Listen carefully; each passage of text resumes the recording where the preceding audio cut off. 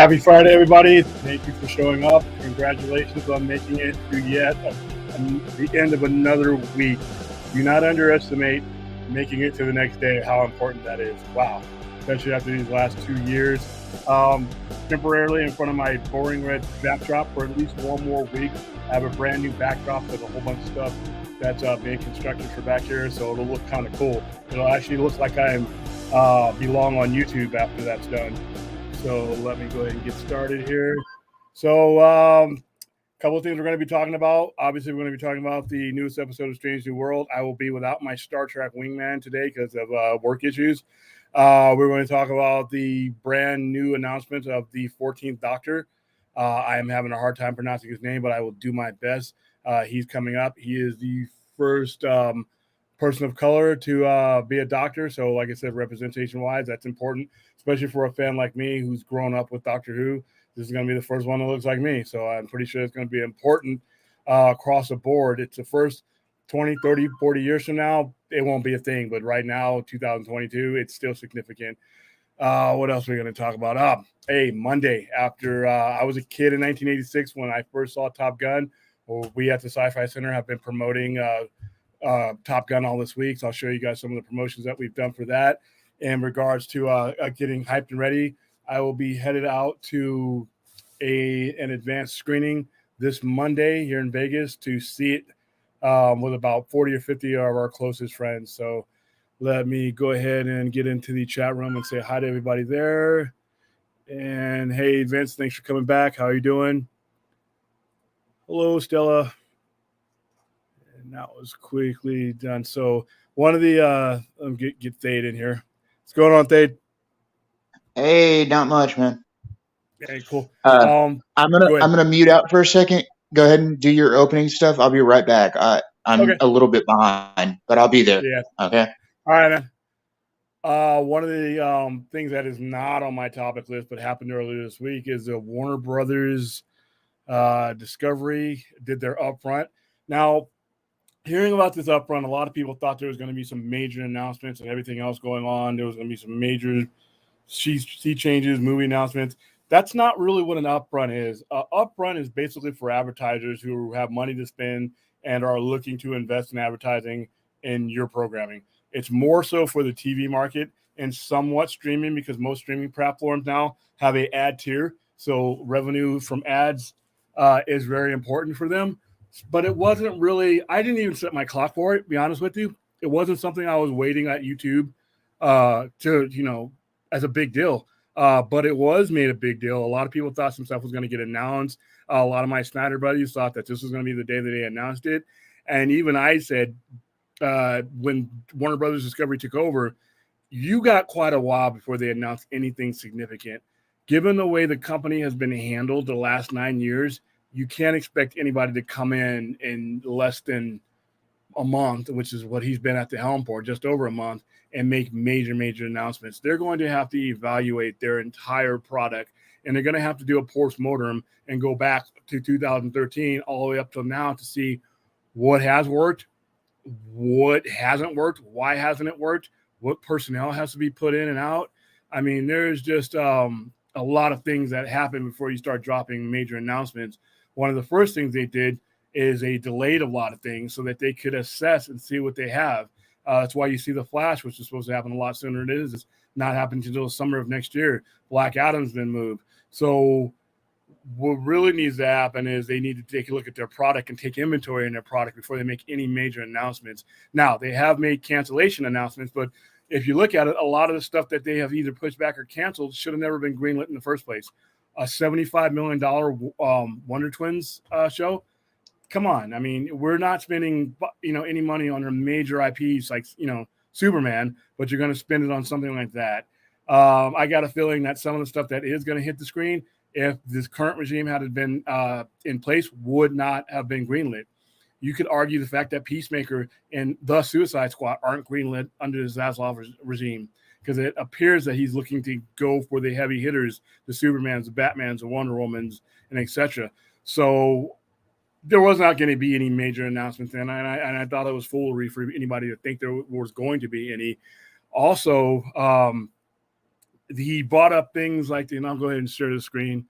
He brought up things like there's not going to be any major big budget things that are going straight to streaming, which is fine for me. You'll hear me on any other platform say, if I have a story to tell, I would much rather tell it in series format.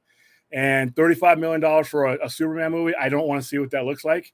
But I also know that HBO has a 30-year brand that they have to uphold. So you're never going to see, if we were to get a Justice League series or a Superman series or a Green Lantern series, you're not going to see low budget. You're going to see it on par with the things that HBO has done. You're going to see it on par with Sopranos. You're going to see it on par with Watchmen, on par with things like Game of Thrones. And to be honest with you,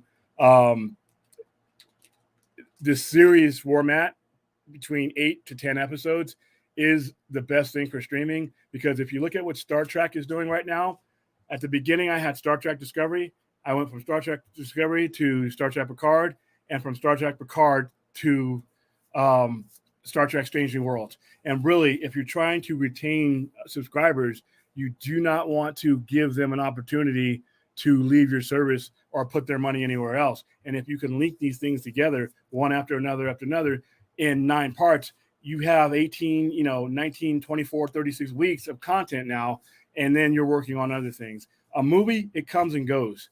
That's one of the main problems that Netflix, I think, has, is all of their episodes, for the most part, drop at once.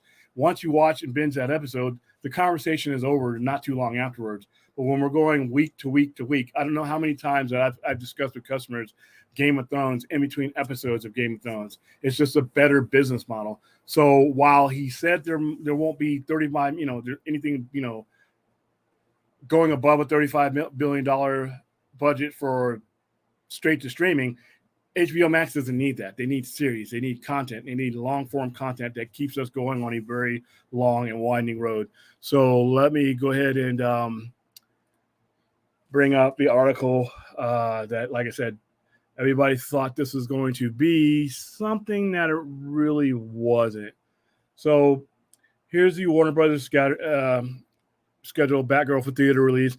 That's one of the things I guess that was approached because a certain amount of money was spent on Batgirl, and if there's a certain level spent, I guess they want to get more bang for their buck when it comes to theatrical releases instead of straight to streaming. I can understand that. I also wonder if Zaslav was in charge maybe a year or so ago, would Batgirl, would we be seeing a Batgirl even release before we got the mainline DCEU Batman already established? It seems like we're putting the carriage before the horse. All right, so this one is specific to Batgirl, but we'll go over it. DC films like Batgirl will likely no longer be an HBO Max exclusive, as a new mandate prioritizes Warner Brothers' big-budget movies for theaters first. In light of the Warner Brothers Discovery merger, the studio CEO, David Zaslav, has reportedly made significant changes to the film slate's release strategy, including steering clear from overspending, which seems to be the reason behind the Wonder Twins cancellation. Once again, whoever greenlit that should be looking for a new job. Warner Brothers Discovery desire to rebuild the approach towards IPs like DC films has been public knowledge for a while. In fact, it was also reported that Zaslav was remodeling DC Entertainment franchise with a chief executive like MCU's Kevin Feige overseeing creative decisions of all DC content, something that should have happened like 9 years ago. Additionally, one of the rebuilding approaches was initially reported by that hashtag show to resulted in the action of Wonder Twins, and a new report from the Hollywood Reporter reaffirms the project is dead. But that inadvertently might also shift Batgirl's release to theater first, and that's because of the budget that was spent on it. The reasons behind the Wonder Twins cancellations are tied to the film's concept being too niche, dumb, and a massive $75 million budget for an HBO Max original movie. The trade also states that Zaslav intends to limit HBO Max exclusive project budgets to $35 million or lesser. The move comes with the reasoning that mid-budget flicks do more to add subs to the streaming platforms, while big-budget titles don't provide much value in the same argument. Whereas titles intended for the big screen and later released on streaming platform after its theatrical window do better pulling in numbers to the service. The Batman is the finest example. Okay, now the only thing I understand what they're saying there, but you can only release so many studio films a year. Right now they're at 17. Their goal is to go to 25. Your streaming customers burn through that kind of content within a couple of weeks. So I think that this is just me, a layman idiot, thinking that somewhere in between is where you're going to have. You're going to have some big budget releases that attract people to the streaming platform. You'll have your series format once that's complete, and you'll also have your stuff that's being in the theater. I can see where they're starting with that, but I just see the fact that competing up against other platforms that have the volume of streaming content already out of the gate, I don't see them being able to get around not creating content, major films exclusively for HBO Max, even though I think the priority should be, if you're going to drop 150 million, if you're going to drop 10 million an episode on something, it should be something that lasts 8, 9, 10 episodes that keeps us talking for 2 months and rolls us into something else that keeps us talking for two more months. So I kind of see that there, but I think that there's going to be some adjustments there. So I think, and I see a lot of people in some of the forums that I'm in, they are looking at the new regime with the same eye as they looked at the old regime. And I think that's a big mistake. The man just took over the company a month ago. At the same time, you can look forward and hope that good things happen. You also got to understand there's going to be an adjustment phase. These guys are going to make screw ups and they're going to make mistakes, and we need to allow them the room to make adjustments. Like some of the stuff I just read, it sounds good on May 20th, 2022, but the market will dictate whether it's successful or not. The market and the stockholders may not be okay with lowballing some of their stuff that goes to HBO content. They may want them to send more. So the reality of the situation, the stockholders in the market will dictate this. Anything that's being said in the first month of somebody's regime, I think, should be taken with a very fine grain of salt. So you back, Thade? Yeah. I got a question though, William, and this is something I was talking to somebody about the other day. That he said something about limiting streaming to 35 million. Do you think that would work with projects like House of the Dragon or any of the Game of Thrones shows, or because that's a lot of CGI that they need for those shows? No, and I do not think, the way I read it, that it does not apply to the series format. That it would only apply to. Okay, so that's just to. You still there? Oh, okay. All right. So whereas Game of Thrones, I'm still here. Yeah. 10 or 15 million an episode, that's not going to change. And for something like Peacemaker, which you're not getting away with 35 million on Peacemaker. I think the budget was a little bit higher than that. It's really hard to make a good show like that. Even Watchmen, if they came back, if they did a Soprano show, for instance, if they did like a prequel or something like that, you're not going to be able to put the budget at 35 million. Now you can do some really low, medium budget films like that for that much money. But like I said, what HBO Max has built its legacy on is series, going all the way back to Sopranos, Oz, 6 Feet Under, Game of Thrones, House of the Dragon coming up, which, by the way, The Wire. They already have 2 or 3 years planned on that. So you're not going to do 35 million with that. So I'm assuming from what I'm reading that only applies to motion pictures and releases in that form. Okay. And let's go. Yeah, that's the only real concern I had out of all that was like those series are going to cost so much an episode. So yeah, a Game of Thrones episodes cost between a Battle of the Bastards was 100 million, I think. I mean, something like that. Not 100 million, but it was 10 million. It was 10 million. And in a 10 episode series, you're averaging with Game of Thrones with star power and everything else.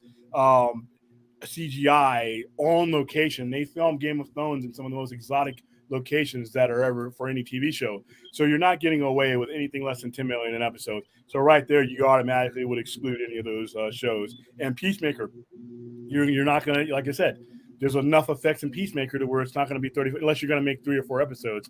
And when it comes to doing like a Sopranos, you're probably going to get top tier actors, depending on who you got. I mean, any show like that where you have a high end talent and high end CGI, it's just not going to happen. But like, so say for instance, like a Blue Beetle, something I don't think is going to ever, really happen. But a Blue Beetle could get earmarked for 25, 30 million. You don't, so you're not really risking anything like that. And be honest with you, even with CGI, you could probably limit it to that much. But like a Superman or a Wonder Woman or an Aquaman or a Green Lantern, and that's why I think that the Green Lantern series might be in, that's where that has to fall in place. If it's a series, and I see them maintaining it. If they say it's, if they nix it because of cost, that means they will want to try to send that straight to the movie theater.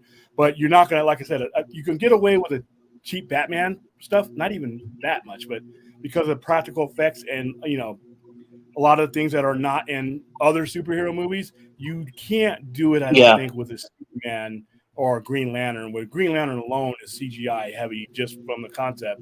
So I'm assuming that they're gonna, if you put that on HBO Max and it's a series, that budget's gonna probably be allowed to be a lot more. But a Green Lantern movie would probably go straight to the cinema because if they're gonna spend $75 million plus, they're gonna want that money back.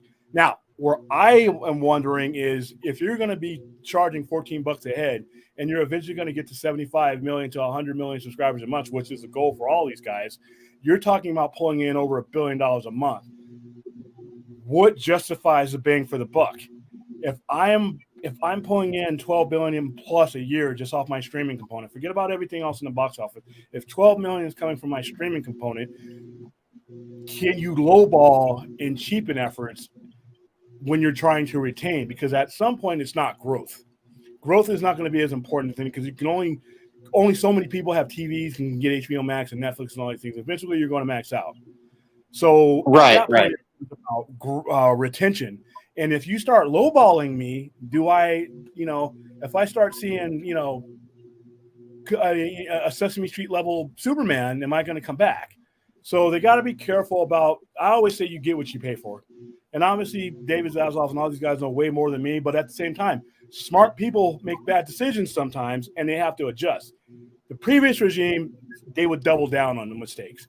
This regime, if there's an issue, I have enough faith in these guys and Zaslav that they'll make the proper adjustments. So a lot of people are worried. I'm not worried at all. I'm just letting it roll out, to see what happens.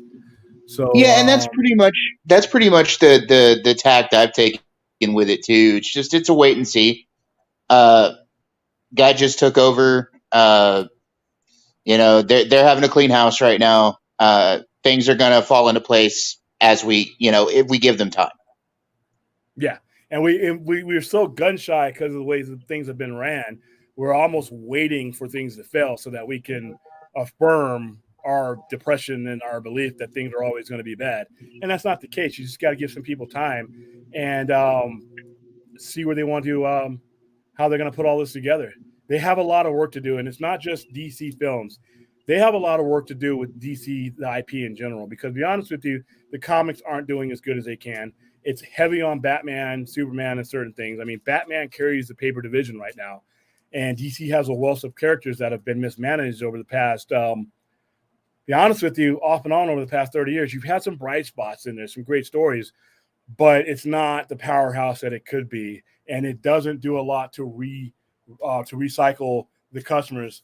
Most of the customers that'll see a comic book IP, a lot of them they'll see it on the screen and they'll never make that connection or association with the source material. And that's because some of these and Marvel's guilty of it too. DC worse though is connecting the adventure that began in comics to what they're seeing on the big screen and then making that connection between what they're seeing on the big screen to the paper medium. I mean, you have these things that are there because of each other, but there's no interdependency. So I think that they need to overhaul the entire DC IP, animation, paper, toys, video games, and make it something that people are going to be excited for. So right now we're taking a wait and see attitude. That's okay. He's only in his first month. Eventually, that's not going to be good enough. We've had a wait and see attitude for about 7 or 8 years now, and that, if it lasts too long, will erode your product. So at some point, we're going to have some communication on what the hell is going on. And one of the things that I've been saying for 2 years now, that DC's the biggest thing that they can improve, no matter what stories that they're telling, whether it's Snyder stuff or stuff I like or don't like, communicate whatever the hell it is you're doing to your fans. There should be a face of DC films, DC IP that is constantly engaging with the fandom, engaging on a weekly basis, so that all this BS that happens from all these scoopers and all these pundits and all these guys because the vacuum that DC has left is filled by those knuckleheads. And what we need to have is like a DC Weekly where whoever it is the president of DC Films or DCIP, whatever, I see him every Wednesday. So a new comic book day comes out, I got a comic book guy here talking about things like, hey, and then we go around the table and we talk about what's coming to DC. What do we have to look forward to DC? And you know what? We don't have a movie coming out in 2 or 3 months, but we're going to get you excited about all this. So if we don't have a movie to get you excited about, we got a show to get you excited about. If we don't have a show to get you, we have a graphic. Now we have something. We keep the conversation going, and we keep it going as DC, not, Heckle and Jekyll's YouTube channel over here, or this scooper over here, or this pundit over here, none of whom work for DC Films. I want to hear from the horse's mouth. And I think that if it's rolled out, we're not going to agree. And I know I'm not going to agree with every move that DC Films makes. But if you communicate with me, if you communicate with the fans, I'm more willing to accept it and be open-minded to it instead of just being blindsided and not knowing what the hell's going on. That's their biggest problem. You can package shit in a whole bunch of different ways, but just throwing it at people, they're going to get offended. So let's see. Please remember, hit the slash like it. All right. The DC train is going to come to a full stop. Zaslav wants to start fresh. I don't think so, because here's the thing. Zaslav is about money. When you start fresh and you reboot, that costs money. You pay for that history you built. When you're saying that we're going to start over, you're disengaging from everybody who's on board with you now and hoping that they re-engage with this new thing that you're doing, starting back to the beginning and hoping all along that you get new people to stand by the people that you just pissed off by cutting them dry. That's why when I hear if I was a corporate anything, the word reboot is banned. You'd have to pay like $1,000 fine. If you're in my corporation and you mention the word reboot in our meetings, $1,000 coming right off your check. All right. And eventually I'm just going to say you're not getting a check anymore. So no, I don't. Yeah. I don't think full stop. Once again, full stop is going to be a problem. Now, I agree completely. Yeah, I mean, you may transition into something else, but you're going to have to wrap up the things that you have, because, like I said, DC Comics, along with DC's IPs, the biggest problems that they've had is people buy in, and then they're left hanging. You bought into Henry Cavill's Superman, you've been left hanging. You bought into a Justice League Darkseid story, you've been left hanging. You bought comic books prior to Rebirth and Flashpoint garbage and all these stupid ass reimaginings and reboots, you were left hanging. So at some point, you can only leave somebody hanging so much. You can only not finish what you started so much before they never come back again. You know what? People have too many options. They have too many options and too many ways, and too many other comic book IPs for you to think that you have the luxury to restart anything or to reboot anything. So that word needs to be flushed down the toilet with the turd. So, yeah, completely true. I think they're going to scale back a little bit, not completely. I think they're going to cut some stuff back and then start from a stronger foundation. Is what they should do. Exactly. Cut stuff. Don't greenlight stuff. To me, Batgirl, you don't do Batgirl.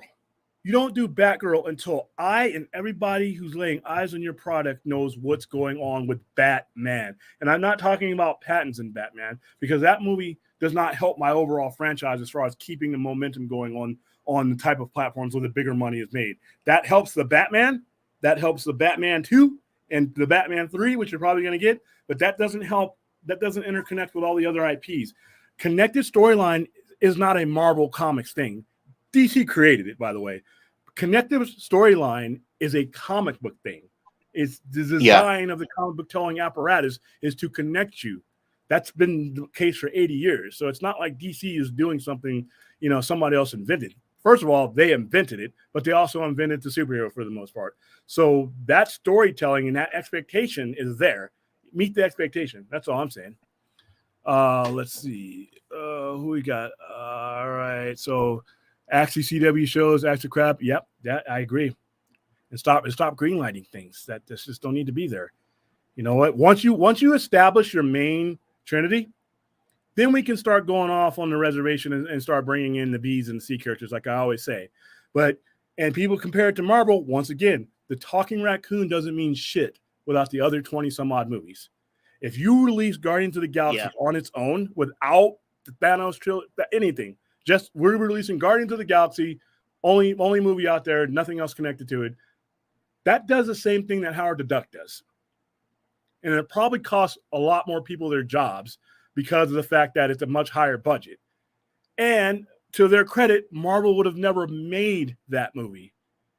So when we're talking about characters like Blue Beetle and Batgirl, all these characters, the derivative characters, you're throwing, it's like throwing somebody who can't swim out in the middle of the ocean and hoping they can paddle quick enough to stay alive. Whereas if I'm going to throw you in the water, I'm going to have a lifeguard there in a canoe to bring you up. So that's the business model just needs to change. So, all right. So yes, hope is not a business strategy. It isn't, especially when you're talking about investors, because it's not just Zaslav. Zaslav's the head is the lion. He's the king right now, but he has to answer to shareholders. The WBD is a publicly traded company, and you have shareholders, financiers. So everything he says, like I said, and I'm not even going to hold him to the fire for things that he says today, because if changes need to be made, he's going to be smart enough to make them, because his shareholders are going to be like, woo. Ever since there's been uncertainty about Warner Brothers Discovery since the merger happened, the stock is down 30%. It's down 30% because right now there's not a plan. And the only thing we have to refer to is what's gone before and the kind of things that he's saying. And you're just gonna have to give them some time to turn the lights on and move the furniture around the way they want it to be. All right, so yes, that's how you do it. That's how you do it the DC way. And when he's interviewing the head of DC Films, I need to hear a conversation from that guy that does not include how Marvel is built, because I'm not. If you want to go talk about how Marvel is doing their things to a certain level, go work for them. I'm going to release you from this meeting and you can go do a job interview with them. But if you're going to come in and do things the DC way, I need you to come up with things that are, indicative of our stories. And I think that's been the biggest mistake so far. So I'm hoping he hires somebody that has that understanding. But like I said, the guy's only been on the job 30 days maybe.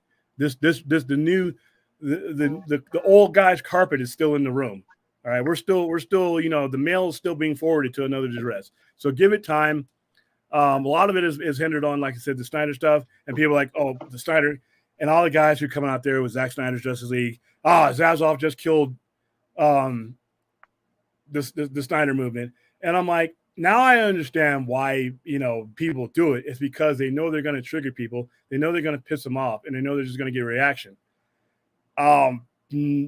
Nothing has changed one way or the other in regards to that. Nothing he said during the upfront means anything. If they were ever going to do anything beyond what we already seen, it would more than likely be in a series format, which means that $35 million wouldn't even apply. Also, you have to look at the fact that they can, if they don't want to spend the money themselves, they have financiers, they have backdoor deals that they can make with distributors. They can sell it to Netflix and reap the ad revenue from when it's shown on TV. There's so many ways. So whenever you see, if the tagline or the headline is, you see like a cartoon of Zaslav hitting, or cutting off the head of Snyderverse, that's to get you to react. That is to get you to click. That is to get you angry, and that's to get that conversation going. And you know what? I'm not going to knock people who do it. That's their thing. That's how they get their likes and their views. I will criticize the people who fall for it, though. When you see that stuff, just laugh at it. Just laugh at it until something else makes you laugh harder. Nothing has been said since the Warner Discovery became a thing that would, one way or another, good or bad, give you any indication that there's been any movement on the situation. The only thing you have to really hold on to either way is that he wants to go with the heavy hitters as far as the comic book IPs. Right now, Cavill is Superman. And anything other than Cavill is Superman is money costing bad business. Cavill is in was in Mission Impossible. Cavill is going to be in Highlander. Cavill is in The Witcher. Star is on the rise now, and you have him in your stable. So where Cavill Superman goes, who knows where you can go. But right now, 29, 30 days in, to think that David Zaslav is giving the Snyderverse a death blow, that's laughable. That's laughable. That's all I got to say about Oh that. yeah, and everybody's saying it right now. Oh, Zaslav killed the Snyderverse. No, he didn't. Yeah. He has had absolutely nothing about it. Nothing. I mean, so it's funny. Could never happen. Could happen next week. But there's nothing right now as we sit at 7:02 p.m. Pacific time to give you any indication one way or the other. And the $35 million budget that would, like I said, it would not even apply to that anyway. And plus you have other formats. Me personally, and I know other people aren't on board with this, you give me a claymation conclusion to my Snyder story, I'm okay.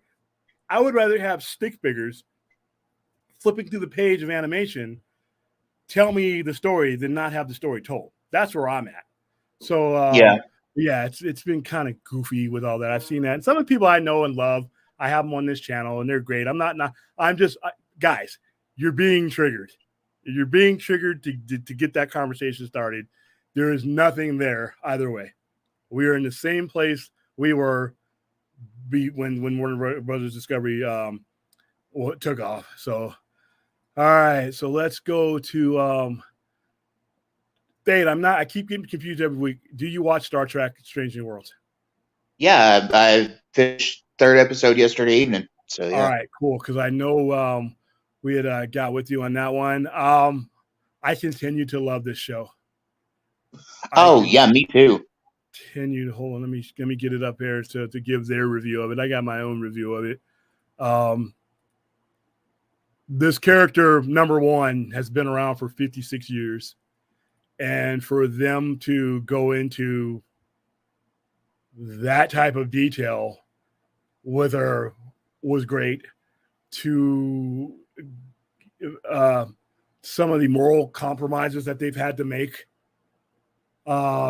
Spoiler alert, there's a certain character with a very familiar name. She confirms her connection to that particular character. But the show is getting better. The show is getting better. Personally, I thought it might hurt a little bit because Captain Pike isn't the face of the show this time around, and he's my favorite character. But man, all of these characters shine. All of these characters shine this week. What did you think? It started off a little weird. It was a good episode. Started off a little weird. I like the Illyrian connection. I like the two characters that have secrets in this episode. I like one more than the other, to be honest. But the one answers a 56-year question. Yeah. Everybody's always wondered about number one. May Jo Barrett herself used to say that she thought that number one was a clone. That was her own opinion of number one. That's why she was like, well, that's why they called her number one. It didn't have any to her. It didn't have any bearing on her being first officer or whatever. She honestly believed that the character was a clone. That was her interpretation of it. But to have the connection that the connection you get of her story in this episode is good. I like it. As for the other character, she does confirm, her relation to a previous big bad, and I like that even too. I know a lot of people that are going, the connection to that and having a problem with that connection. I don't have a problem with that connection. Yeah, it doesn't overwhelm the show. It's a little bit convenient, but it doesn't hurt the show. No. Now the secret that I found very interesting though is the other secret that you find out in this episode. All right, guys, hold on. We're gonna have to talk spoilers. All right, it is now 7:06 p.m. I am giving you 10 seconds to, if you're listening right now, and if you're listening to this as you watch it on the replay, at 7:00, at what? How far away into the screen? At 36 minutes into this stream, from that point on, we're talking spoilers because it's almost impossible to talk about this episode. There are 3 huge secrets in there that I really cannot talk to without sounding like a buffoon. And so let's wait till 36. We got about 30 more seconds. And then we're just going to have to start talking spoilers. And from now on, I'm going to start putting spoiler alert when it comes to these shows because it's really hard to talk about them. Be like, that guy and his thing and his whatever. That's stupid. All right, 10 seconds.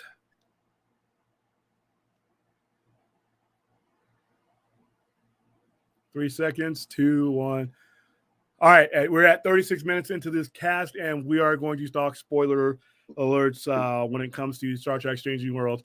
Noonien, the Lieutenant Noonien, her connection to Khan, while albeit convenient, there's a lot of convenience in this show that the writers just handle well. There's a lot of stuff in this show that is fanfare, but when fanfare is handled right, it turns out well. This show is a prime example. The other secret is Mabinga, Dr. Mabinga. Wow.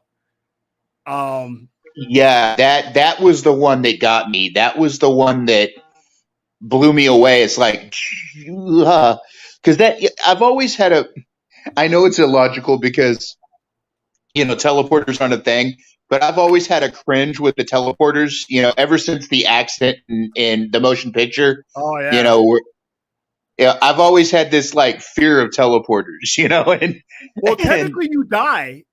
Technically, even Bones said this, you die every time. Like once you're teleported the first time, you're dead because your body reassembling is reassembling a new body. That guy's been your original body is for 50 years ago has been disassembled. Every new one is new. Theoretically speaking, we could go a whole stream without. I've heard people come into my store and argue the fact that Bones was right. You died the first time you transported, and every other transported person has been a new you, and you killed that new you every time you transported back. But that's just hilarious. But yeah, there's a thought project. It's the ship of Odysseus. You keep rebuilding the ship, but is it really the same ship after a while? You know what I'm saying? Like that concept of teleporter technology has always freaked me out. Yeah, you're ripping yourself apart, man. Yeah. But it doesn't surprise me though that he keeps his daughter in the teleporter stream like that because Scotty was stuck in a teleport buffer for 7 years in the episode Relics. Yeah, I always had a problem with that. I'm like, oh, okay.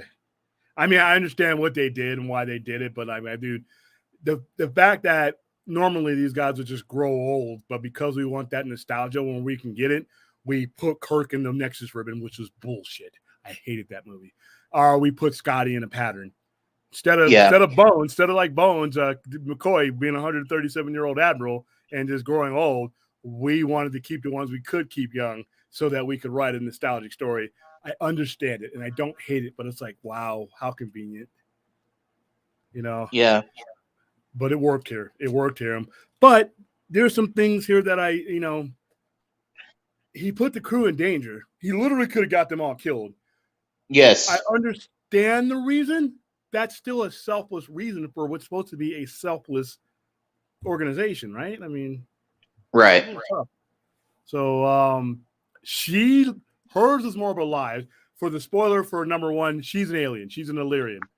And Illyrians augmented themselves at the beginning of their, to become one with, spectrums and things like that.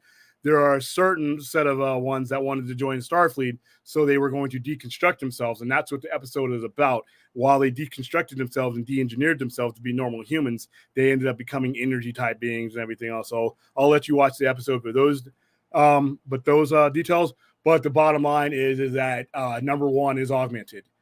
She's augmented just like Noonien Singh was. There's certain augmentations, and it is at that time against Starfleet regulations. Now, Pike did explain it very well, as if the fact that these beings were the augmented, the cause and everything else, and the motivations and all that weren't as sinister and weren't what the other ones were were when they off into themselves. I think that somewhere along the line that he makes the case for them, joining the Federation or justified. There's a justification of what they did, making what she became or what she was not and her record not illegal. Unlike Julian, who basically had to, fight to stay in Starfleet once they found out he was an augment. So the story was good. I like the fact that it was a mystery. You had your core mystery, and then you had all this history built around it. Like it's always a mystery of the week. What were we up against? Some foul thing we're up against. But by the way, we're going to tell you these stories, and they covered 3 different people. They really touched on 3 different non-Captain Pike people.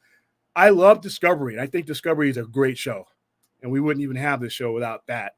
The one thing that they do need to get better as time goes on is storytelling through the lesser characters.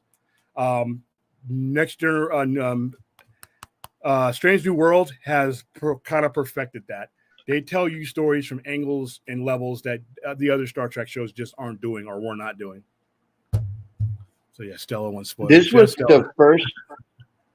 This was the first episode that actually has made me feel nostalgic about the original series.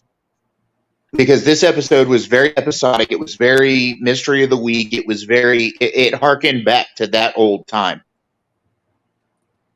Yeah. Like I said, I wasn't even alive when that show was canceled. Obviously, I grew up with my dad and repeats and everything else.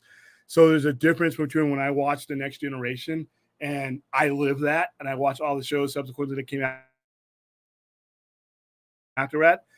With Star Trek, this show, I've always had to look back and sort of try to experience things like how my old man went through it. I wasn't alive during the part of the Cold War that the original series represents. But I was alive during the part of the Cold War that the Next Generation represents. So with this show, I can't say whether it gives me the look and feel of the original show, because I always say part of the feel of a show or movie is when it was released. Red Dawn is a Cold War movie released in the 80s. That is almost entirely part of its appeal. The Crow was a goth movie type movie that was released at the height of some of the best music in the 90s. When you're remaking that, you can't remake that. So when they try to do these shows, I'm a little bit at a loss because I wasn't there, and I don't know how much a part of the actual era that this was. But with Star Trek, unlike those things, there's been a franchise that spans all eras. So we're lucky there, but I don't get the nostalgia feeling because I never felt nostalgia towards that. But I have heard for older people like my dad, who's watched a couple episodes of it, he does feel it. So I'm happy because it's a window for a whole bunch of different Trek people to get in. I just want you to get in. I don't care if you're watching the stupid ass cartoon. I hate Lower Decks. Prodigies for kids. But okay, if you love these things, I'm not going to tell you you're an idiot for watching them. I want you in the room. I want you in the Star Trek house. Once you get in, we'll find common ground. Oh yeah, obviously. I've even started to attempt to watch the first season of Picard, which is not something I would have done a few months ago. Yeah, and in Picard, like we were always saying before, it has its strong points. And in the last couple of episodes are really good, especially if you're a Next Generation fan. You're really going to enjoy next year because they're basically going to give you a farewell tour and the type of goodbyes that they've always wanted to give you. That's why with spoiler alert, the situation with Q in this episode was kind of cool. It wasn't how I would have written it, but the fact that they wrote a resolution to what or why Q chose Picard and why he was doing what he was doing this season, and the fact that they got a finality to it, and you didn't get that. And very few shows story. I mean, hell, look, we're talking about the Snyderverse that we haven't gotten a resolution to. There are TV shows out there that got canceled or that ran their ends and you did not get a solid ending or answers to a lot of questions. At least with Star Trek, for better or for worse, they're trying to answer questions why we still have these people, why we still have Patrick Stewart alive and well, why we still have Jonathan Frakes and Delancey and all these guys are around to say their piece. You're getting to see their story of why and what and where, what they were. And so I'm happy there. How they executed it is, it's subjective. Some people are going to love it. Some people are not going to love it. but we're tying up loose ends at the same time. We're going forward with things like Discovery, and we're also going forward with things like Strange New World. Yeah, it's a TOS era show, but we're breaking new grounds here. We're breaking grounds that show and the shows that came after it did not break. We're asking, answering questions that none of the shows in 50 some odd years of Star Trek have never asked or answered. So even with a show that takes place 100 some odd years in the past, we're still getting, and that's for me, a guy who hates prequel activity, to say that's pretty big. So spoiler alert, you can turn it back on if you wanted to go on there. So one of the other topics that I had on there, I only had a few things together because, like I said, I've been really tired. Allergies have been killing me this week with the wind. We're back in the 100 degrees in Vegas. Woohoo! All you guys that are sweltering at 75 degrees, I don't want to hear it. I don't want to hear about your 80-degree high. All right. Dude, I don't want to hear about your rain. All right. We've been in the high 90s over here. So, high 90 for me. We're doing Christmas shopping. All right. Unless you're living in Arizona or Death Valley, if your brain is not boiling in your skull like mine is for the next 4 to 5 months, don't want to hear about it. You're living the good life. All right, but it's also been windy though. I can take the heat. Listen, I've been in the Arabian Peninsula in heavier stuff than I'm wearing now. It's the wind, man. The wind is blowing all kinds of weird stuff in the air, and it's making my nose explode and it's just bad. And then there's just not enough Benadryl, to make it to where I can function. All right, so let's see what we got here. All right, so now I'm going to give you an alert of me screwing up somebody's name, and I heard it said a couple different ways. We got a new doctor. Yep. We got a new Doctor Who, and let's get out of here. And it is, to me, big news because let's go into here. Dude, YouTube and StreamYard has been acting crazy all day today. I was just laughing at people that were having issues today. Now I'm having them. I'm like, oh, well, that's what you were talking about. All right, so here we go. If I freeze, just hit me in the chat and let me know that I did.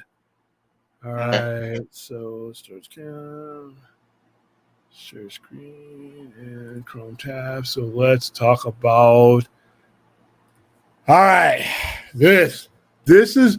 Listen, I'm a Doctor Who fan, not from the beginning because once again I wasn't alive. My first Doctor was the fourth Doctor, was Tom Baker. He was the first Doctor that was. Yeah, he was shown here in America. Prior to that, the Doctor Who series was not big here. It was not widely dispersed here. I first saw it in Southern California on PBS, and it was alongside a show called The Third Eye. It was all kinds of just British science fiction. That it was given from the BBC because I guess they had an arrangement at the time during the early 80s that they would share programming, profit free and all that. That's how I got turned on to Doctor Who. And I have been a fan since. I was a fan during the hiatus from 1996 to 2005 when there was no Doctor Who. Good times, bad times. I've hosted parties here at the Sci-Fi Center where we showed episode 1 all the way through the current stuff. My favorite Doctor is Matt Smith, the 11th Doctor. I think the best stories were written there. Second behind him is David Tennant stories, which were basically written by the same people. I liked Capaldi. I did not dislike Jodie Whittaker, but I thought the stories were disjointed. Now we got a new showrunner coming in, and with him comes Doctor Who. Doctor Who has its first black lead. Will the show contend with race? And this is a very important question. If I hear the word woke, if you've watched my streams, if you've seen me on any streams, you when I hear the word woke, if I'd ever met you and I don't know what you look like, I automatically envision a caveman or cave person with a club dragging his female with the hair and trying to start fire with 2 rocks. That's what I think of people who use the word woke out of context. I think the word woke is overused. I've heard the word woke used in this context when it comes to this Doctor, and I'm like, don't get me started. All right, go read this article. Okay, and I'm going to destroy his name. Correct me in the chat if you've heard a different pronunciation. I was trying to listen for him to say his name, but I didn't get to that part. So, all right, when news first broke that Nakudi Gatwa, I apologize in advance for destroying that name, would be the new star of BBC's long-running science fiction series Doctor Who, it felt like an important step forward in the franchise. After all, the show's lead character, a time-traveling alien thousands of years old, known actually 900 years old, but hey, known as the Doctor, has only been played by white people since the show's inception in 1963. Current star Jodie Whittaker became the first woman to star in the show just 5 years ago. And Gatwa, a black man born in Rwanda and raised in Scotland. Wow, that is a well-traveled journey. Who earned raves playing a gay high schooler on the Netflix series Sex Education, which also stars Gillian Anderson of X-Files fame, seems poised to offer an even more revolutionary vision of one of TV's most enduring science fiction characters. That news was compounded by more announcements. David Tennant, who played the popular version of the Doctor from 2005 to 2010, will return for the show's 60th anniversary next year. They did something like that back in 2013 when they bought the Doctors together. Tennant was one of them. Yep. And they did the show. And I did a 24-hour marathon at the Sci-Fi Center on November 22nd, 2013. We went 24 hours just of straight Doctor Who. We slept at the center. When I thought about the idea, I thought it just was a couple of people who were going to show up. And, we were going to be able to sneak out, come home, and come back in the morning and be like, yeah, we were here all night. No. These people came. William, the way you pronounce this guy's name is Shuti Gatwa. Oh, my God. Say that again. Shuti Gatwa. Shuti Gatwa. Yeah. All right. So now I tried, but Shuti Gatwa. So going forward, sorry, Shuti Gatwa, if you were ever watching this show, probably never happened. Accept my sincerest apologies for initially butchering your name. I just haven't had it heard pronounced in a particular way, and he hasn't been interviewed off the set. So, but yeah, I have not had a lot of time with the promotions to really dive into this because I really want to do a Doctor Who show eventually. We got to get our other shows out of the way first, though. But I really want to dive into this because we are headed to the 50th. But yeah, we did an all-nighter, and people showed they came in TARDIS blankets. They came with TARDIS toys. We watched Doctor Who from 8 o'clock Friday night to Saturday night the next night. That includes the live airing of the Three Doctors, which is what they're kind of doing here. So this is great. I can't wait to do another one. All right, so the news was compounded by more announcements. David Tennant, who played the popular version of the Doctor from 2005 to 2010, will return for the show's 60th anniversary next year. He will be joined by Catherine Tate, who played a popular sidekick, one of the better sidekicks he's ever had. They're known as the companions on the show, Donna Noble. Donna Noble, the way her story ended, was some of the best writing I've ever seen on Doctor Who. She basically gains the powers of a Time Lord, but she cannot hold him. Spoiler alert, it's 20 years ago, almost, or 15 years ago. 15 years ago. Yeah, she gains this, but because she's human, it's destroying her mind. And the Doctor has to make her forget everything, which means she has to forget her friendship with him. And he ends up alone. And it's one of the things that David Tennant's Doctor and Matt Smith's Doctor is constantly gripping with, that at the end of all these things, he always ends up alone. And that it was such a sad episode because he had to get rid of his closest friend at the time, or else it was gonna kill her. And the same thing with Rose Tyler. Rose had to go into another universe to prevent the one that her father was in from collapsing. Once again, the Doctor's alone. Amy Pond, the way she ends up, once again, it's been 8 years since the episode. The way she leaves the episode is heartbreaking. And there's always a theme that the Doctor, so all these companions and all these people he meets, he will ultimately end up alone and have to start over again. And that's something that they've driven home. And I find it one of the most fascinating parts of the storyline. I think the two companion losses that got me the most was Donna and Rose. Yeah, especially Donna, because and Amy Pond, I thought they could have done more with it, but his Matt Smith plays it off. I remember that episode. because Rory has been touched by the angels and he's been sent back in time because that's what they do. And she's basically allowing herself to be touched by one of the weeping angels, which they touch you and they suck away your temporal energy and they send you far back into time. So she basically wants to allow herself to, so that, and once she's back there, she'll be time locked. She won't be able to time travel again. And Matt Smith's selling it because she's like, I'll be with Rory and I'll be able to see Rory again. But he's like, I won't be able to see you. And he's going to end up alone again. And you realize that just for all the wizardry and quirkiness that the Doctor is and non-human that he is, he still seeks the same thing that all of us do when we travel and travel and travel, someone else to travel with. And they always do a splendid job in bringing that home. All right, so, and Yasmin Finney, last seen in Netflix popular British coming-of-age teen drama Heartstopper, will join the cast as a new one of the few openly transgender actors to appear on Doctor Who. All right, so there's a lot going on with Doctor Who. For those of you who are, let's try the name again. Hold on, I'm going to try it without you. No, what is it? Ncuti Gatwa. Ncuti Gatwa. Wow, dude. I grow up all my life saying I have to sound things out, and sometimes I have to eliminate a letter in front. I tried to eliminate the letter in front, and I totally destroyed this man's name. But you know what? This Doctor Who fan, by the time it's all over with, I'll probably be pronouncing it like a pro. But I am happy. I am happy. I don't care about, all the stuff that people say is woke. They're doing this just to include. You know what? Heaven forbid you include a quarter of the population who's been watching Doctor Who there as a kid. Heaven forbid you acknowledge that there's Black Britons that have dreamt all their life and lived through vicariously through the Doctor Who, and now they can kind of live through a person that's gone through their life experience. Oh my goodness, that's woke. That's horrible. Transgender stuff like that. Listen, there are trans people in the world. They are part of the reality. They are part of the everyday fixtures that we approach in life. So why wouldn't they be in a TV show that takes place on planet Earth and everywhere else? Hell, the planets and stuff in the galaxies that this guy visited probably does not have the prudish rules and that we have here.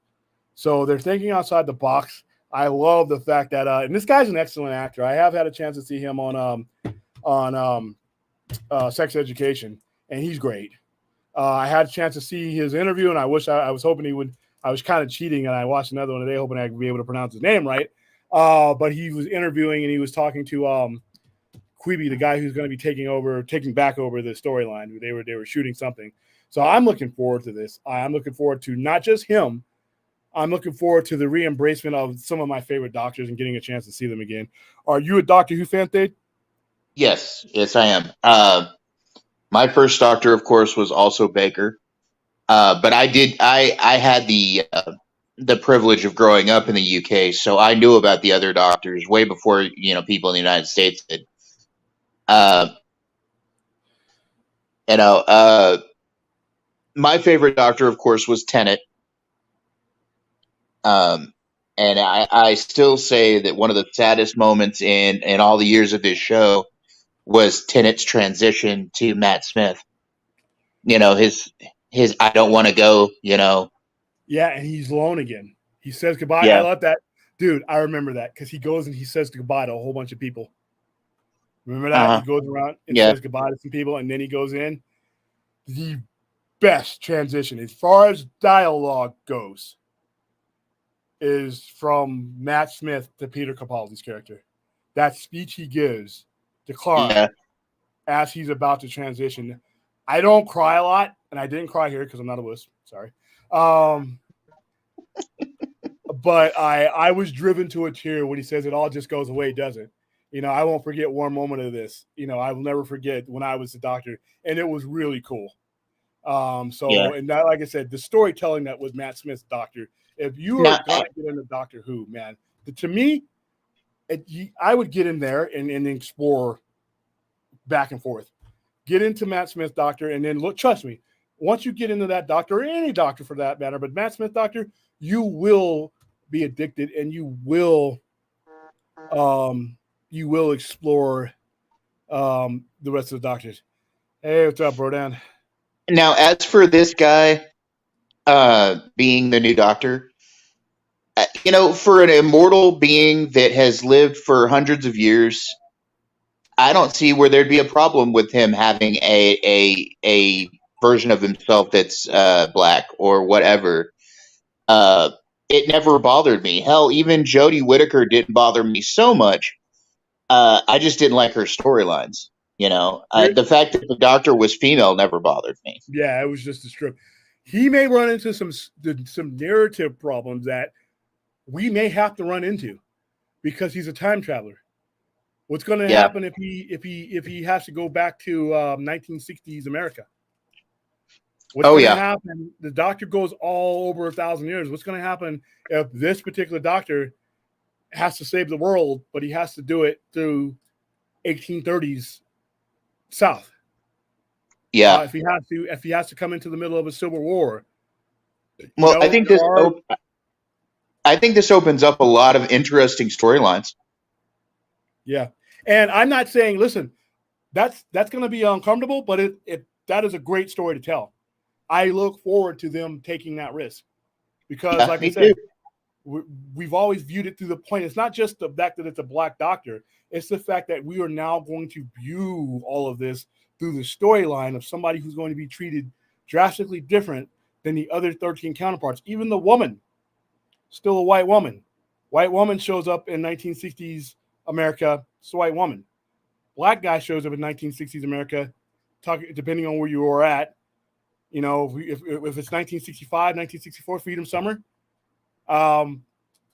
this particular version of the character is going to have to experience the story from a different point of view, and the fact that to him it's not going to mean anything.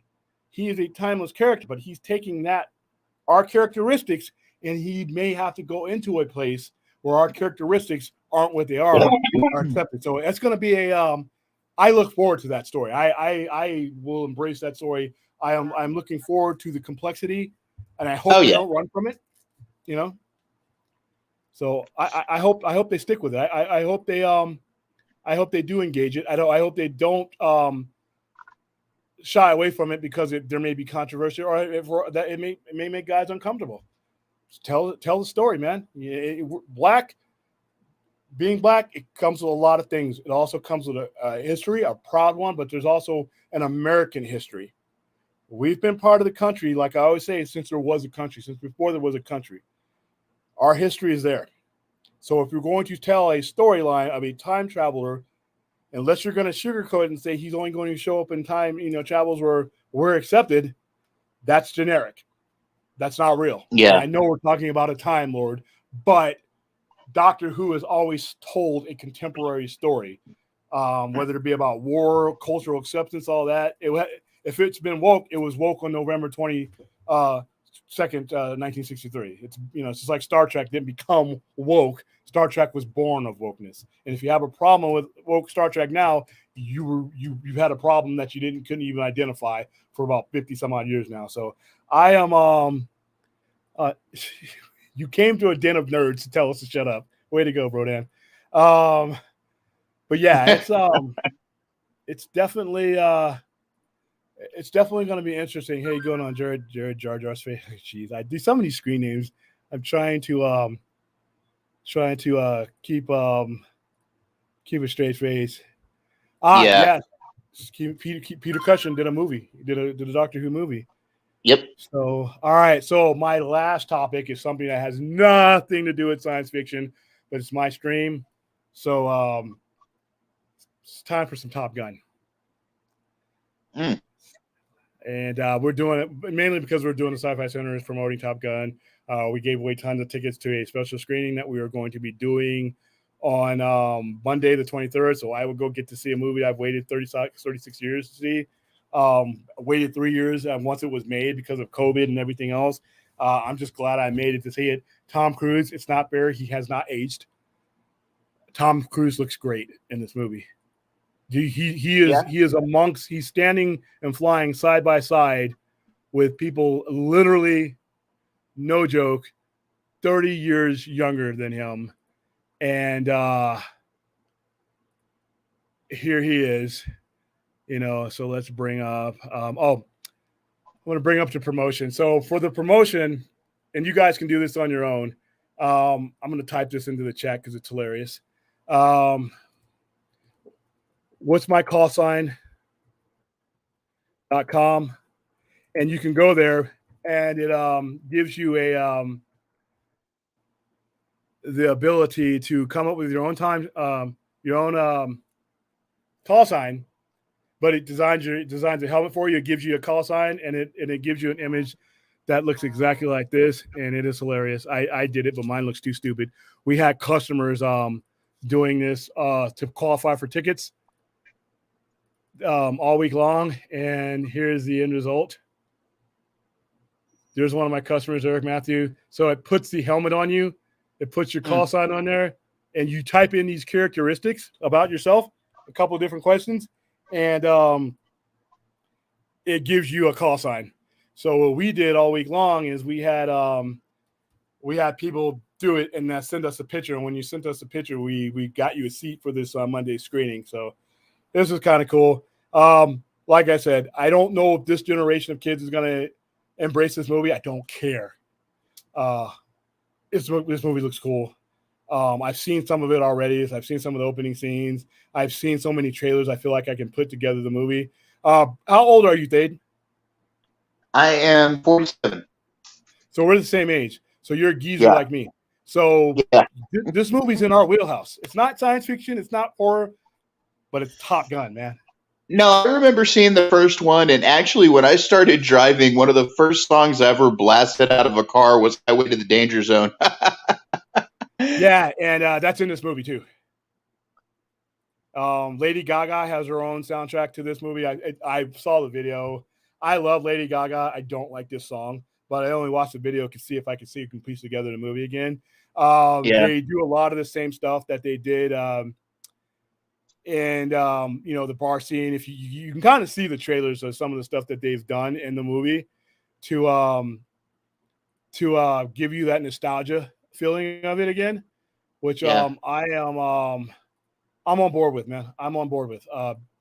Once again, nostalgia, if it's done right, works. If it's done wrong, you can end up with some really, really goofy stuff. But it looks like they've done it right here. And so there's our movie poster. I wish you were here in Vegas, man. You could go with us. Yeah. Need to move. I mean, I know it's 100-degree heat, but that's only 4.5 months a year, man. Where are you at now? Where are we, if you don't mind telling me, what part of the world are you at? I'm in Texas. Oh, hell, you're doing the humidity and flying cockroaches. So, large ones, dude. Those things get big enough to kill with 45s, man. Yeah, they can kill your head. So here he is. That is a 60-year-old man in that picture. And he looks great. And he's in that jet. By the way, we were on the Poindexter Island the other night. I'm sorry, but when those jets are flying that close to each other and when his jet splits the other two jets going upward, that is CGI. I don't care what Tom Cruise tells me. I don't care what Bruckheimer tells me. I don't care if Tom Cruise walks into the Sci-Fi Center right now and says, that is real. No, it cannot be real. That is a $50 million jet splitting two other $50 million jets. There are rules of engagement that the Navy has that you can't do all that kind of stuff. So when we see the making of, I'm going to be proven right because there's no, and if it is real, dude, yeah, okay. So I cannot wait. This has been my most anticipated movie, more so than the Batman. I see. I get to hear jets fly over me all the time. I live like 2.5 miles from a SAC base, so we get like flyover patterns all the time where I'm at. So I grew up on an Air Force base. I grew up on Norton Air Force Base in San Bernardino. And I grew up on an Air Force base, so the jets flying over us was like, if they weren't flying, you were wondering what was up. And then also I've been in combat theaters where it's not just jets flying over you. They fly low over you because there's landing bases there and helicopters. Man, you ain't heard nothing until you hear a Black Hawk up close for the very first time. That rumbling, that thum, thum, thum, thum, thum, thum. There's no. Oh, I've heard that. I also grew up on military bases, so yeah. So it was some cool stuff. So yeah, I'm gonna be going to see this movie. Are you a Top Gun fan? Oh yeah, yeah. I love the first movie. I'm looking forward to this one myself. Yeah, I can't wait. Oh, hold on, wait a minute. I think we got to throw Jared out here. Hold on. Not gonna lie, I couldn't care less about Top Gun, but I'm glad you got the movie away for. Yeah, man. Yeah, I know. Hey, listen, it's not gonna be for everybody. It's like Blade Runner 2049 wasn't for everybody. I'm so happy that I got a sequel to that movie. And this is another one. This Top Gun. It's like granted, if I had to eliminate one of the two, it would have to be Top Gun. I would take Blade Runner over it. But the fact that's such a cool movie that defined an era and basically created a lot of recruits for the naval aviation, and the fact that a guy like Tom Cruise is a psychopath and does all these stunts and does all this crazy stuff, he's in the jet. He's not flying the jet, but he's in the jet. His 60-year-old ass is taking those G's. So and he made everybody else take those G's with him, and they're in there throwing up and everything. He's willing. I know he's weird, and people got the whole Scientology thing. Here's the thing: his religion is never going to mean anything to me as far as my movie going experience. He is willing to go the extra 1,000 miles to present to you the best possible action on screen, and that means sometimes risking his well-being. And I appreciate it. I am, for my part as a fan, I will plop down my money. I will support. I will promote whatever he does because I know that he's doing all of this because he wants us to have the best cinematic experience, up to doing his own stunts, which is insane. Getting in that jet instead of having his face plastered on a stuntman, he does it himself. Hanging on side of a plane. Are you out of your mind? You know what? And all this in his 60s. This is shit. We're not doing this in our 40s. I'm doing this in my 20s. My combat experiences were lame and tame. This fool is doing more in the stunt field than I would ever do in live action and as a real military person. So more power to you, Tom Cruise. And because you can make a movie that was made 30 years, a sequel to a movie made 36 years ago and look like you do, that's the one thing I don't like about you. That's not fair. It's not fair. Right? It's not fair that he's got his shirt off in this movie, I think, because he's playing volleyball. I think that's him. That's not fair. You should not have definition in your abs at 60 that I don't even know where my abs are, dude. All right. You should not have cardiovascular conditioning at 60 that I don't have it for. That's not fair. All right. But okay. I'm okay with it. All right. I'm okay with it. I'll I will take that one in the balls when I'm watching you look like you do at 60, and I'm sitting there feeling like shit compared to that. I might have to do some push-ups and sit-ups just to make myself feel better about me after watching this movie. But yeah, man, I can't wait. I cannot wait. I cannot wait for Top Gun. I can't wait to hear that soundtrack again. I can't wait to okay, that is scary, bro, Dan, because that means you're pushing 50 or 60, which I don't think you are. Steel's toy, yeah, and in which case, guess what? I'm about to get a whole hell of a lot younger because there's this place in Michigan. Not going to name no names, Enosh. That they're going to make a movie out of what we do to rob Enosh. All the people we got involved, the disguises and the technology and everything we had to use to get into. Dude, it's going to be the ultimate heist movie. It's going to be the ultimate heist movie. It's gonna be so instead of Ocean's 11, it's gonna be Lakes 11, Michigan Lakes 11, or something like Great Lakes 11. Yeah, there we go. And we're gonna have Great Lakes 11. There's gonna be people that he trusts that he's saying, you can never get in. I'm gonna have people inside the family. I'm gonna have bribed them off, and it's gonna be this big thing and there's like a documentary and the making of afterwards, and like and we interview Enosh and Enosh. I never thought he would be able to do it, and I'm gonna be like, well, he underestimated us. So we're gonna deck a whole movie about that. But yeah, we're gonna. We're gonna rob Enosh. Well, of course I am, Brodan. I need to get Brodan on the show next time. I'm probably gonna regret it, but I need to get him on. Him and Bipolar Chris. That guy's voice entertains me. He's like, hey man, did you see that, man? I'm like, dude, he's like a kid on Christmas Day. Every time he talks, it's like he's seeing the coolest thing ever. It's like, man, yeah. I'm like, okay. So that guy's cool. There's a couple Chris is awesome on our chats that are cool. And then some people are just crazy. I'm gonna get Crazy Joe on here one day, just to show people what crazy really is. But yeah, he's in our chat on one of the other groups. I'm in so many of these chats. It's weird, but yeah, Top Gun Maverick is coming out. Our next major promotion is going to be Jurassic World. Next month, we're doing a screening for Jurassic World, so I'm going to be giving tickets away from that. I do not know I'm going to promote that. Some of these are just like really hard to promote because I'm not into it. I'm not a big fan of Jurassic Park. I know people love it, and I know it does kind of fit the 3Ds, which is death, destruction, and dismemberment, but not in the ways that I need them satisfied in. So I will probably go see it. What else is coming out this summer that's going to be a big? You got Thor: Love and Thunder coming out in July. I am skipping that. I've learned my lesson with Thor movies. I know other people love them. I hate the Thor movies.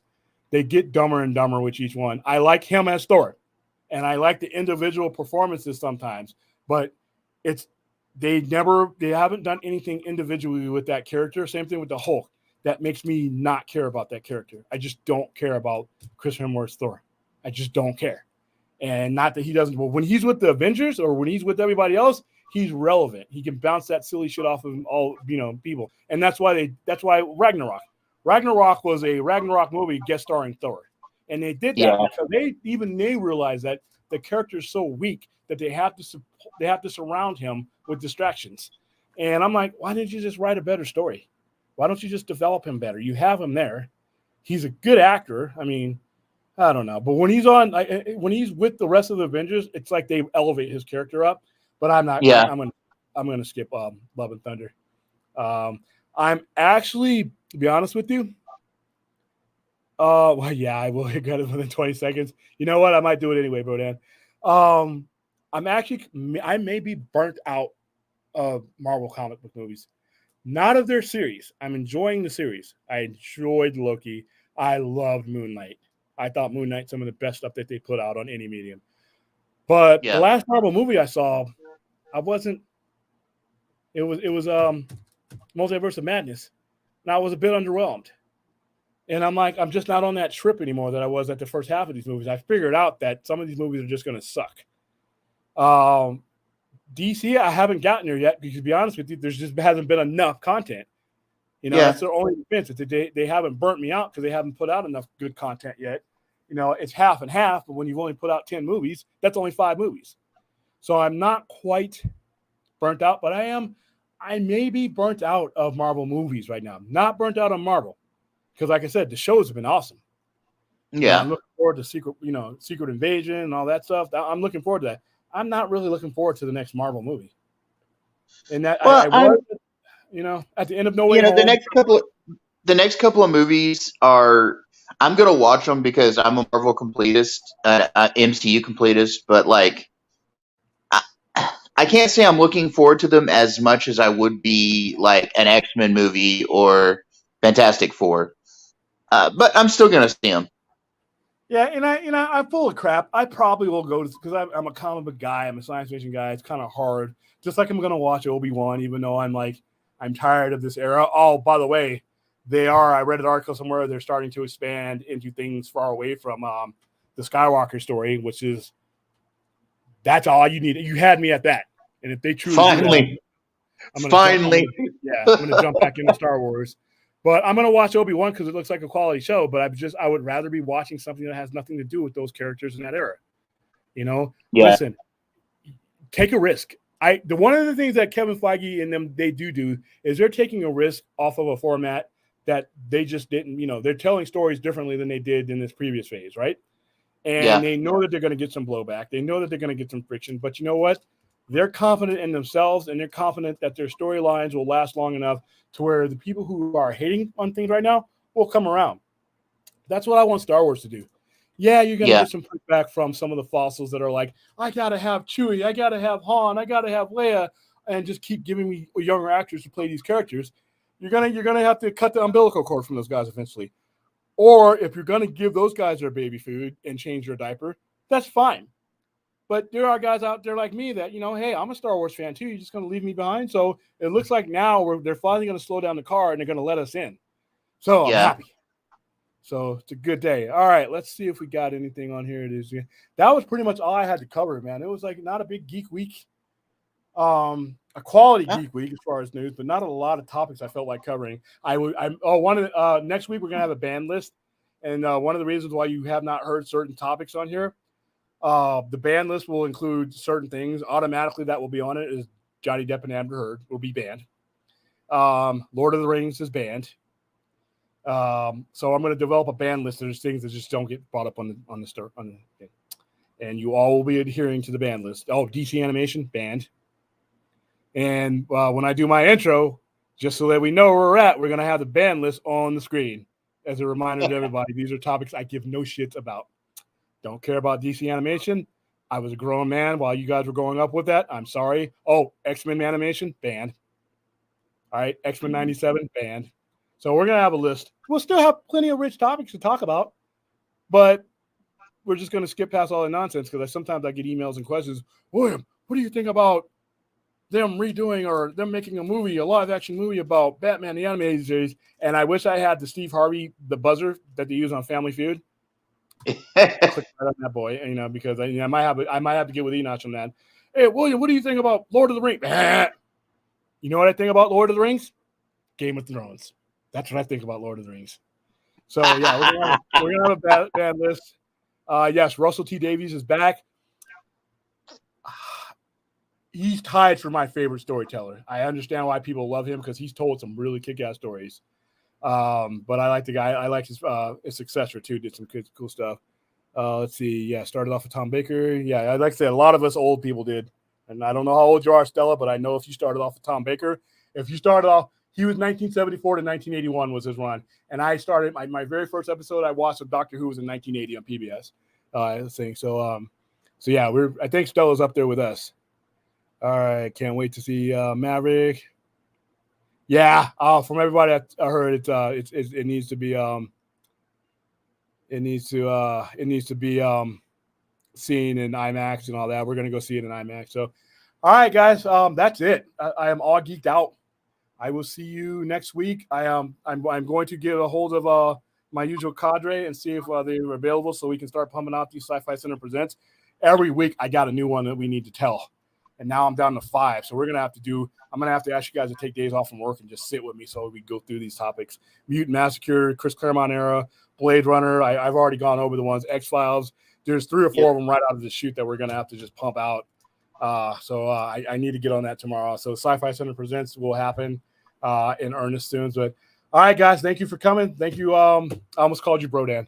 Thank you, Thade, for making it in. Of course. And, I will see you either on Enosh's show or on something else we do. All right, guys, bye.